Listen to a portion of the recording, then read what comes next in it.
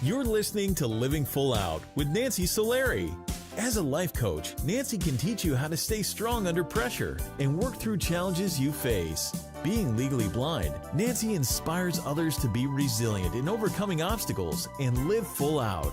You can ask Nancy for advice in your life on relationships, finance, business, health, and more. Just call in at 800-333-0001. Once again, that's 800-333-0001. Now, here's Nancy. Hello and welcome to the Living Full Out Show. My name is Nancy Solari, and today we're going to talk about how in life sometimes we just have to accept circumstances, accept what we have to deal with. But beyond accepting that, how do we take action and have things unfold the way we would like? Part of it is accepting, but also taking action.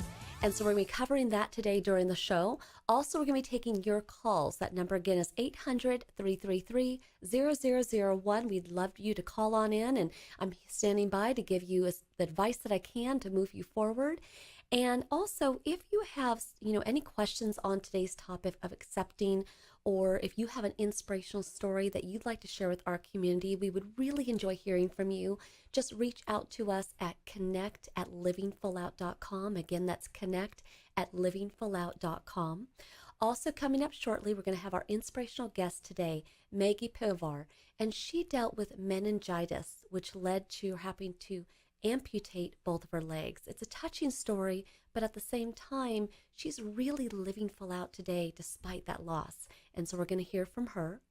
And if you want to hear today's show again, feel free to go to livingfullout.com, click on the radio show tab. And the great thing is all of our episodes are waiting there for you. Plus, you can catch us on Alexa. You can download our app on the iPhone, the Android, so many different ways in which you can be supported by the Living Full Out show every day. We're here for you day in and day out to keep you motivated. Now, I'm getting word from our producer that we do have a caller on the line. We're going to go say hello to them. Hi, welcome to the Living Full Out show. Hi, thank you for calling. How can we help you? Hi. Hi, thank you. What's going on today? How can we help you? I just needed advice on something real quick. Yeah. I'm close to 300 pounds. I've been trying to go to the gym, but I haven't seemed to be motivated enough, it seems like. Mm-hmm. What could I do to enhance my gym experience? That's such a great question. First of all, I want to give you credit because even though you may be 300 pounds, not where you want to be weight-wise, the fact that you're even going to the gym, that's the first step. But secondly, you want to figure out what excites you. What in that environment would you enjoy doing? Would you be better served by going to classes where you have an instructor and you're kind of led and you're within a group? Or would you rather do more of an individual sport where maybe it's a treadmill, maybe it's an Olympic machine, Stairmaster, whatever that would be? Which way would you like to go? Would you be more of someone who wants to be around people or do it on your own? Well, I think subconsciously I've been avoiding folks and isolating myself from group sessions, just for the sake of my my insecurities. Mm-hmm. And you know what? I definitely get that. And the thing is, take away how you look on the outside. Do you like who you are on the inside? I do. Okay. What's one of the best qualities of who you are? Take away the looks. What's one of your best qualities? I would say my ambition. Okay. You're ambitious. Love that. Very living full out of you. What's another one? I believe I'm a very loyal person, very diligent. Do you think people in life enjoy hanging out with loyal, ambitious people? I do. Mm-hmm. And do you think that you are a good friend to others? I definitely am. Okay. So here's the thing. the experience of a life is one that's shared. We're not in this by ourselves. Yes, you could stay indoors and never go outside, but that's just not living. You have family, you have friends, you may go to work or school. So it is still going to be a shared life experience. Take away how you look on the outside. When you don't engage with other people, when you hold yourself back, you're limiting other people experiencing the greatness of you. That ambitious, loyal, trustworthy, great friend that you are. That's a gift. Your friendship is a gift that you give to somebody else. So what you want to try to do is tell those insecurities that they have no place in your life. Override it. The minute it creeps in, the judgments or what people might quote, quote, think about you on the outside, just tell those insecurities, nope, you do not have a place in my mind. You're not for real. You're just here to kind of poke at me and hold me back. I'm going to go anyway. And then I want you to go anyway. I want you to walk out that door of your home and walk into the gym. And I want you to take a leap of faith in other people trusting you, being in admiration of who you are. Trust that. Because because that's kind of that life experience that I'm talking about. And also those 300 pounds that you want to lose, do you know we get people that call in all the time who are trying to lose weight? We actually had a guest on our show a couple months ago. He got up to 700 pounds and eventually got down to 250. Wow. Okay. We've had people on from The Biggest Loser, that show that was on NBC years back. People have a similar struggle to you. And so others will get it. You go to Weight Watchers, Jenny Craig, you name it. You see all these things, right? People get it. But it just takes you opening up your home, walking out the door, going to the gym, 10 minutes a day. Then 10 becomes 20.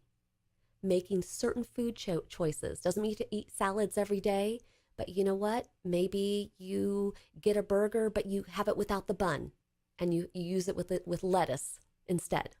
There's different ways that we can make changes, but yet feel like we're still not giving up what makes our heart sing. Does that make sense? It makes a lot of sense. Mm-hmm. And the biggest thing is always to remember that your friendship, the love, the admiration, the loyalty that you have inside, think of all the people that are going to miss out on that if you don't walk out that door. Yeah. It's pretty big stuff when you really think about it. Even you calling in today, yes. Think about the thousands of people that are hearing your story and they're like, I'm so him. He's just like me. And I bet a lot of those people also are concerned and weary about going to the gym and what people think of them. So be that inspiration for others. Start that today. Say, you know what? The jig is up. I'm 300 pounds. You guys can all see it. But you know what? I'm amazing. I'm ambitious. I'm loyal. I got a lot to give. And you know what? I'm going to lose this weight. And you guys are going to join me. Let's all do it together. Yeah. It's exciting. There's so much purpose within you don't even know. You don't even know. So can you do that? I can. Yes, you can. Absolutely you can. So keep us posted, but I have no doubt that you will lose the weight. The minute your mindset the positive mindset overrides those insecurities and you get yourself into the gym and you see the future rather than looking at the past, it's all going to start clicking for you. You're not going to melt away pounds overnight, but the ambition, the motivation will be there. Okay? Yes. Wonderful. Well, thank you so much for calling in, and we'll be thinking of you, sending you positive wishes, okay? Okay, thank you. Thank you. I really love that he called in about that because part of accepting where we are is a needed ingredient in the makeup of who we're going to become. You know, we can't just have all this ambition and surface level positivity. We have to accept the circumstances. You know, there's days that I want to do things, but I'm legally blind. I can't just get in my car and drive. I can't just pick up something and read it. Sometimes I have to ask people to read it for me. Sometimes I have to wait for a Uber. But the thing is when you accept your circumstances, now you're able to take action. Now you're able to take control of your life because you know what is. You're not in denial. So let's take today to all get in that place of I can, I will, because when you're a doer, that's when things happen. That's when you're living full out. And now you get to accept a positive, vibrant future that is to come. So stay with us. We're going to be coming right back after this break with our inspirational guest, Maggi Pivovar. And you don't want to miss her story. It's one that we'll all be able to relate to, I promise. Stay with us. It's the Living Full Out Show. I'm Nancy Solari, and it's all about accepting where we are in life, but reaching for what we want. That's what it means to live full out. We'll be back.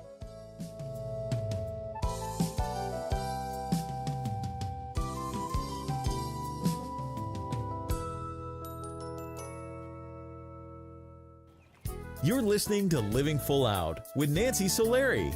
With Nancy's expertise, you'll learn how to embrace your potential and strive for success. If you have a question or need further support, send us an email at connect@livingfullout.com. Now, here's Nancy. Thank you for joining us today. I'm Nancy Solari, and this is the Living Full Out Show.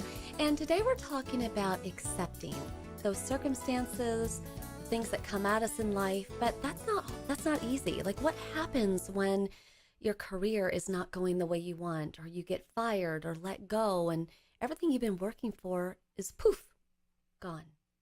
What happens when a health challenge comes into your life and it makes no sense? You've always done everything right. You've ate right. You've been a healthy person, but yet something happens and you find yourself struggling with a health challenge. What happens when you need to accept the circumstances? How do you do that? Our inspirational guest today, Maggi Pivovar, she's a perfect example of needing to accept circumstances, but choosing to look beyond them and not just settle for a half a life, but filling up that glass so it's a full glass of life and drinking it up and just really sharing that with others. So I'd like to welcome Maggi to the show. Thank you, Nancy. Excited to be with you today. Oh, I am too. I couldn't sleep last night. I was so excited because honestly, your story is one that not everybody has experienced, but yet I think there's such relevant lessons that we can all learn. So we'll just kind of jump into it.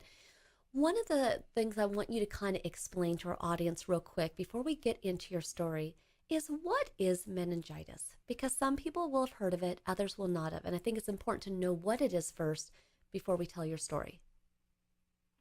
Sure, and there are many different kinds of meningitis we hear about. Sometimes it's viral meningitis, which can be serious, but often more deadly is bacterial meningitis, which is what I so closely relate to. Okay. And typically with meningitis, the bacterial one that you had, what does that usually entail? It very often comes on seeming like a flu type of illness. You can have headache, nausea, vomiting, feeling like you have a migraine in the very early hours. And then as it progresses, maybe around 16 or 17 hours, people start to develop other symptoms like confusion, light sensitivity, noise sensitivity, or a rash that can appear anywhere on the body. And then ultimately, what's the outcome for most people? Well, about 50% of the time, if that develops into sepsis, which is a blood infection, that can lead to death in less than 24 hours. If the infection proceeds without it going into sepsis and without it becoming a full body infection, the survival rate is more like 10%. But many people that end up in the hospital with meningitis, even if they do survive it, they end up severely disabled.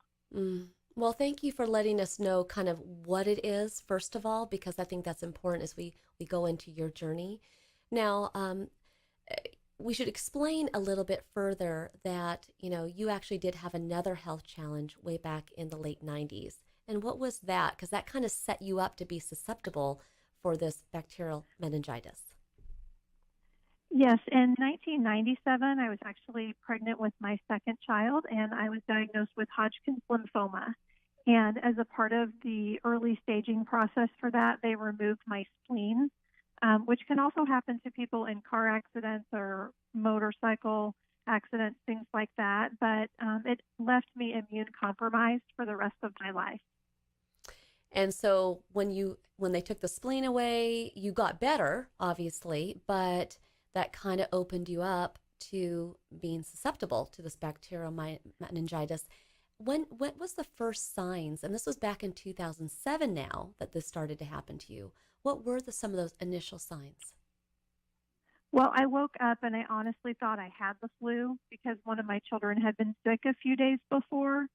So I woke up with a headache, fever, nausea, and vomiting, and I just felt sick enough that I wanted to stay in bed all day. So at that point, I didn't even realize that anything else was going on because it really did feel like just a typical viral illness that you would get. And as it kind of progressed to the day, what was the next layer of symptoms that you felt personally? I just stayed in bed all day, but then things started to change in the middle of the night, which was unfortunate because my husband was asleep and he wasn't noticing what was going on either. So my legs started to feel really cold, like so frozen it felt like someone had buried them in snow. And then I started to get extremely confused. And so all I could think of at the time was getting something to warm up my legs, and I was passing out multiple times, walking around the house trying to find something to make myself feel better. And at that point, I was most likely already in multiple organ failure, and I'm a medical professional, and I had no idea. The confusion is so profound. You don't even know what you're doing, and so usually it takes someone else to rescue someone that has meningitis, someone else that sees it and sees that something horrible is going on. Well, the thing that's so amazing about your story is you were able to wake up your husband. You were able to get to the hospital, but I can't believe they actually got there and told your husband she's not going to make it. She's got 30 minutes to live.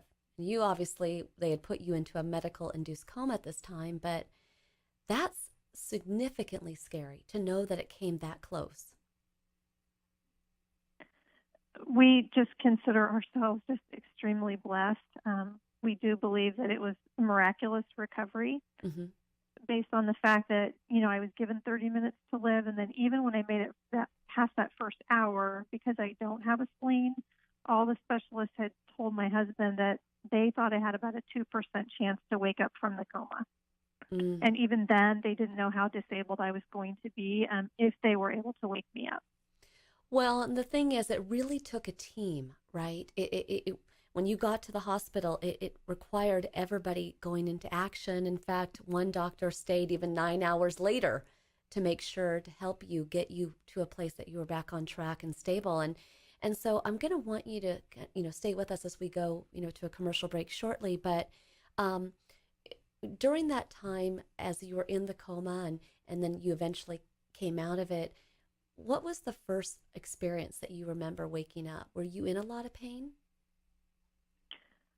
I just remember waking up in a fog and being extremely confused and not understanding what was happening, and my family coming in and gathering around me, and everyone kept saying, "Oh, I thought I'd never talk to you again. It's been so long since I've been able to see you awake and hear your voice." And I didn't understand what they were talking about because I'd been in a coma for about 3 weeks. And I can imagine, get my head around. Yeah, I can imagine that would be very confusing. And so what we want to go into next, Maggie, is when you started to come out of the fog, that's really when the reality hit as to what had happened, but what choices you needed to make and what you needed to accept in your life. And so I want you to stay with us because we'll come back after this break and share the rest of your story.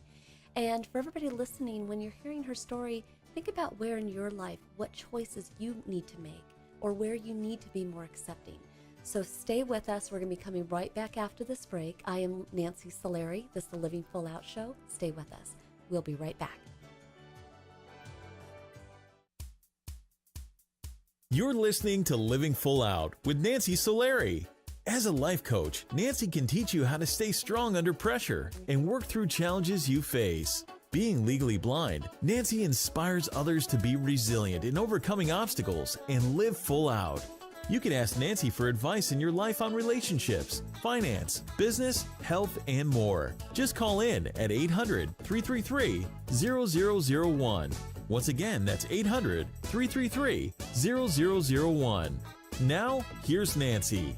Welcome back to the Living Full Out Show. My name is Nancy Solari, and today we're talking about accepting circumstances in our life. And how do we do that? How do we find a comfortable place where we're still confident, we're able to still go after our dreams and goals, even though we've had setbacks? Our inspirational guest today, Maggi Pivovar, is no stranger to needing to start over, hit the reset button, replan her life because she had to go through bacterial meningitis. She was told that she may die in 30 minutes, but then thankfully, after being in a induced coma for 3 weeks, she was able to come out of it. She survived. Even though organs were failing her right and left, she survived. But that wasn't the end of the story. She had more decisions to make, big ones. So I'd like to welcome Maggi back to the show. Thank you, Nancy.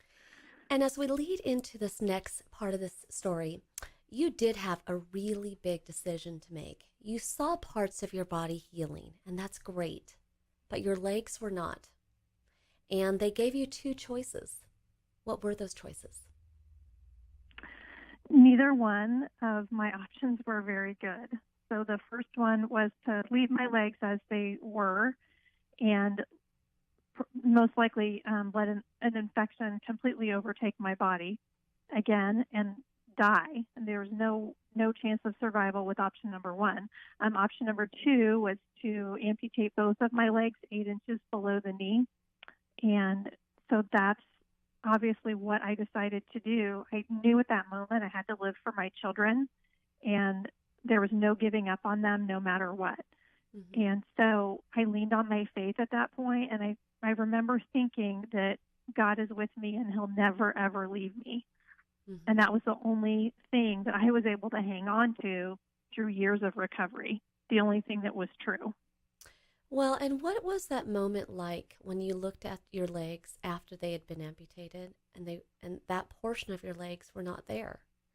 Was there loss still in your heart, or was that drive for your children still there? Actually, to me, it was moving forward to being able to go home.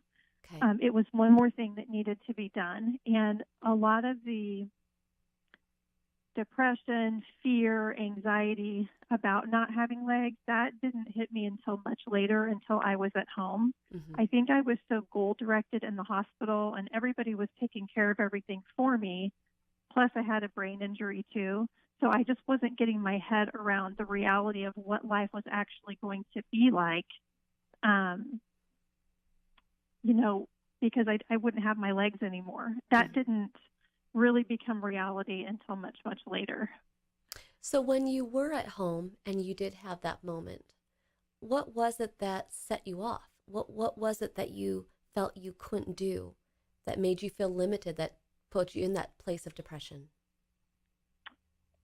I think for me, it was a couple things. So one night, I just remember I was laying in my bed just like every other night that I'd done for months, and I just happened to look down at my legs, and they weren't filling out the bottom half of my pajama bottoms anymore.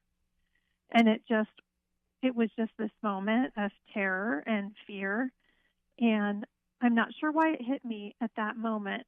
But then shortly after that, when I got my first pair of prosthetics made for me, they didn't fit, and they felt horrible. I was in a lot of pain, and my skin would tear every time I put them on. And that took my depression to a whole new low, because I thought that's how I was going to have to live for the rest of my life. And I had no idea how I could take care of my family like that. That is very scary. And I can see how that would be, how you would lose hope, how you would wonder, how am I going to do this? But you actually, thankfully, got aligned with an organization that did give you some really good prosthetics. Who are they and where are they located? They are Prosthetic Orthotic Associates, and they're located in Orlando, Florida. The company is founded by Stan Patterson, and fortunately, through a connection with a former Major League Baseball player, Dennis Rasmussen, who knew of our family, Dennis invited us out there to go see them and to see what they could do for us. And for me, it was the beginning of a brand new, incredibly amazing life. Now how often do you have to get prosthetics fit? If you were able to get aligned with these folks that gave you a good set and kind of taught you how to use them and really get comfortable with them, but how often does one have to get refitted for prosthetics? Well, it's actually a process.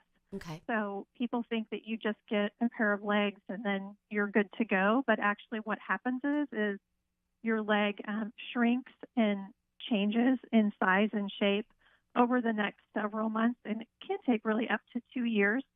So I would estimate that in the first couple years, I might have had 7 pairs of legs during that time, because every time my leg would change shape or shrink significantly, there wasn't any way to make me feel comfortable anymore other than to go down and to have a new pair made again. Got it. So you just are constantly going back and getting fitted and until finally one starts to kind of settle in, I would imagine. Right, you do. And then, for me, unfortunately, I love them to death. They just all feel like family to me, but I haven't been there now for 3 years because they've taken such good care of me. Well, that is a good thing. Now, there's the rehab side of it. There's the internal process that you go through as to how am I going to do all the things I used to do. But I imagine there was also kind of getting used to the new you within the realm of you being a wife and the relationship with your husband. How was that? Well, like I tell most people, really my life as I knew it ended on April 20th, 2007, and it started over that very next day. And so everything was an incredible process. So my husband had to adjust to living with somebody completely new. I had to learn how to live with my circumstances being completely different. So I had to learn how to do everything differently than I did before and in a completely different way. So what helped me a lot was being an occupational therapist before. I took a lot of those principles and practices that I used on patients in a rehab setting, and I applied them to myself. So whether it was dealing with emotional, physical, spiritual issues, I would set goals constantly. And I would try to achieve a new goal almost every day in one of those areas, and I had to make them really small. So then I could see that I was making progress toward improving relationships, toward just being able to stand up in the kitchen and make someone a peanut butter sandwich. Those were all like little tiny baby steps that I'm really still doing today, and just becoming a better person. But, I love that you said that, because I think that's something we can all take on. Whether you were dealing with the adjustments of your legs, other people may be dealing with heartbreak or a different health challenge. For me, I had to deal with blindness, right? There's always that. But I love that you said that, making small, daily, measurable goals. And would you celebrate the times that you could do things? Oh, yeah, it was just pretty silly. I just remember just freaking out the day that I rode an electric cart in the grocery store because I could actually go grocery shopping for myself, and I think I looked like a complete fool. You know what? Just celebrating. Yeah. I actually love that. And I have a good friend of mine who has MS, and she had that same moment. It's very liberating to know that you can get to where you want to go. I get that. That's great. And when you look at like your future, and I guess looking backwards, do you regret? I mean, do you wish this had never happened, or is the version of who you are today a better version? The only thing I regret, if I had to regret anything at all, it's not knowing that I should have been vaccinated against meningitis because I didn't have a spleen. So there's actually several vaccines that I need to get, and I wasn't aware of that. So that could have prevented the whole thing. But other than that, I would say I love myself just like this. I feel like my life is better, it's fuller, it's richer, and I am incredibly joyful every single day. I know what it's like to not have, and I appreciate everything I have. I appreciate nature. I don't take things for granted anymore. We're And talking. I also have a Oh, I'm sorry. Well, what I was going to say is we're talking a lot today about accepting circumstances so that you can move forward. Obviously, you had to accept your new life without your legs, and accepting prosthetics, and accepting learning how to do things differently. What advice do you have for our audience who is kind of just really stuck in a rut and they can't accept, they're still in denial? One of the things I did was I tried to focus on everything that I could do. So the list of what I couldn't do was way too long to even deal with.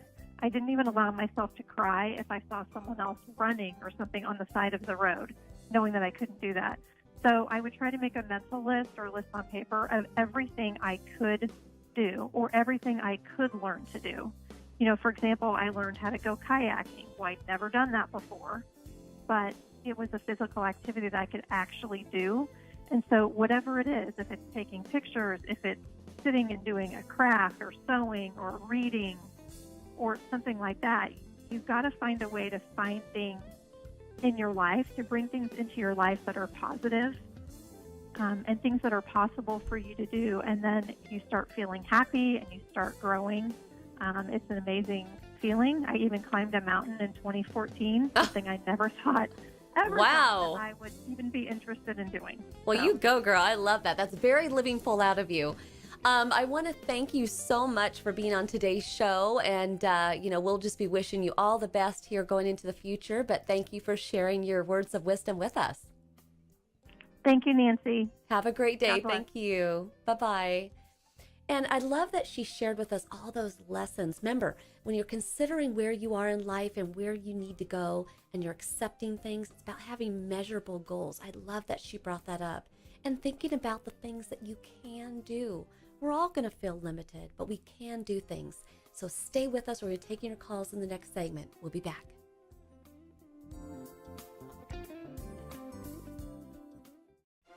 When in life you need to accept the circumstances of your life, don't look at it like you're settling or that you're having to just fail or make a mistake or give up. Look at it like the ability to hit the reset button, start over. When you accept things, now you're able to gain control back in your life. You're able to look at where you can drive your life into being purposeful. That's what it means to live full out.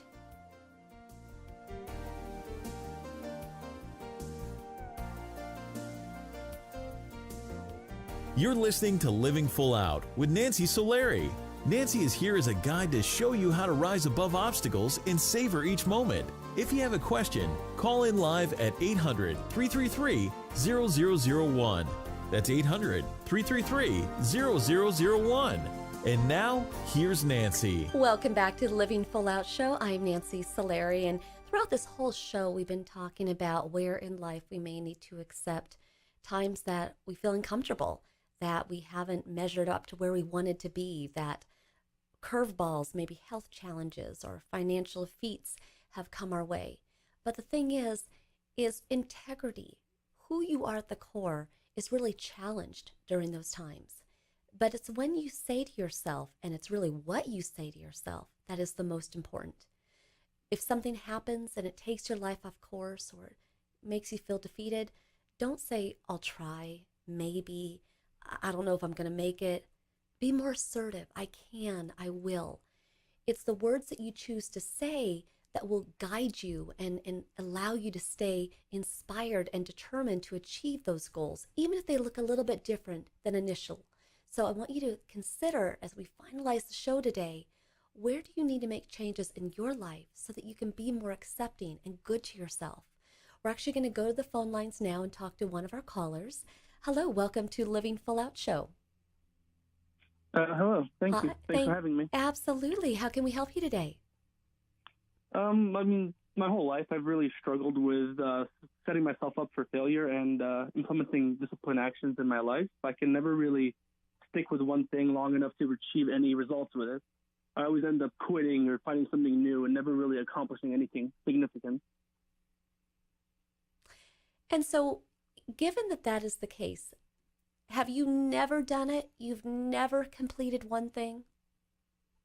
I mean, I guess, I do well in school, and, if I play a video game, I can do well in the video game, but nothing that makes me happy with myself in the long term. Okay. Exercise goals, I always end up failing them. Diet goals, I end up failing them. Mm-hmm. Being more social, anything like that. Anything that's not just, making me have more fun with no real beneficial gain, I do not accomplish.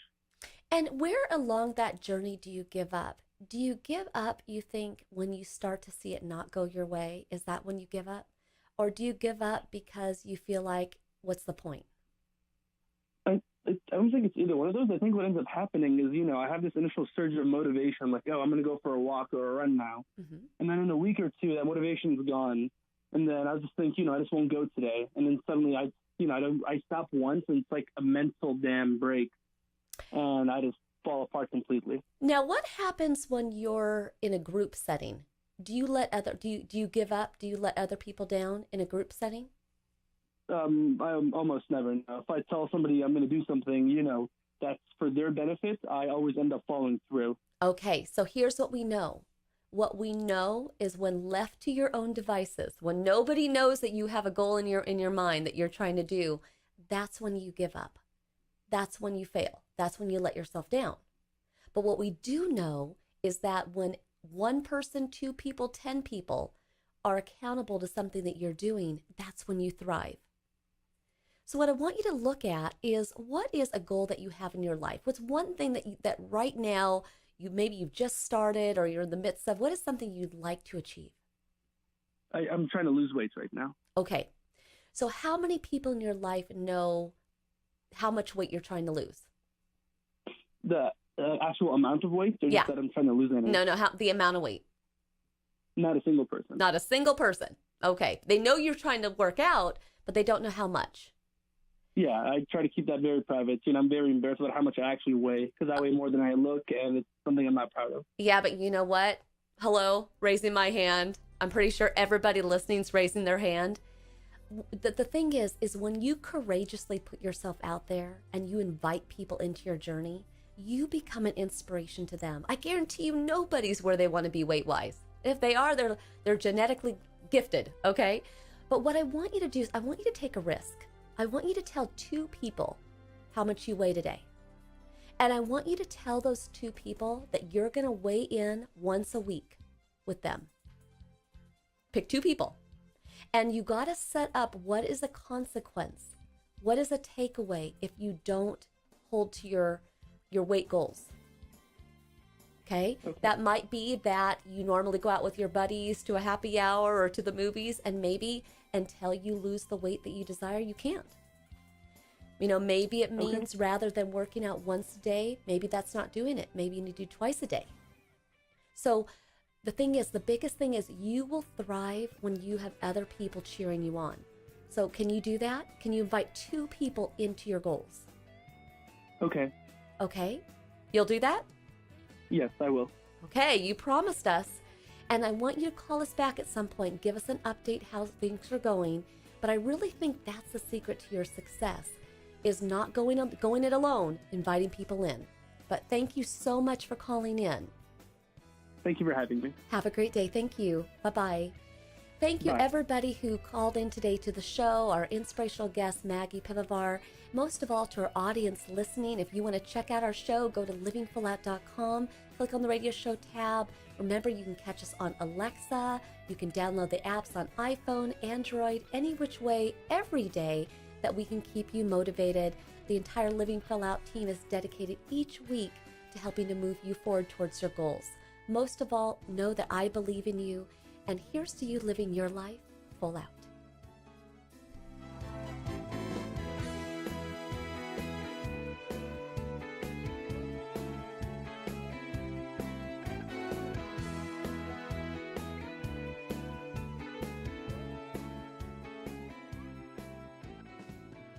Thank you for listening to the Living Full Out Show with Nancy Solari.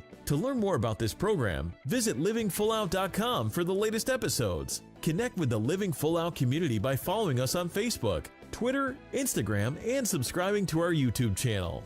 If you have an inspirational story you want to share, email us at connect@livingfullout.com. Here's to you, living full out.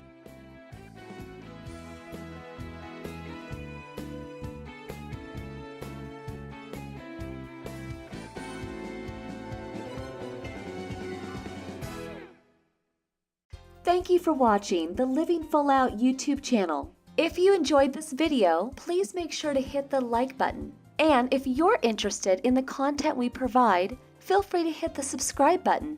Now, for more inspirational content, click the video on the right to get to know me, Nancy Solari, host of the Living Full Out Show and certified life coach, in more detail.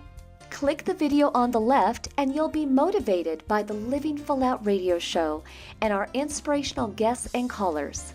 Keep in mind, we welcome your comments. If you're empowered, let us know. Feel free to leave a comment. We would enjoy hearing from you. And here's to you,